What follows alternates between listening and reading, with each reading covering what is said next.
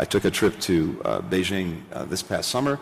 Then many of my colleagues in government followed, Secretary Yellen, Secretary Raimondo, John Kerry, but ultimately it culminated in the meeting that President Biden and President Xi had in San Francisco.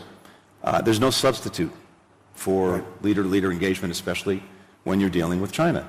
And I know you'll see more of that in the year ahead. But not only for purposes of stabilizing the relationship, but to do two other things. To make sure that we're dealing very directly, very clearly with our differences so that there's no misunderstanding about where we're coming from.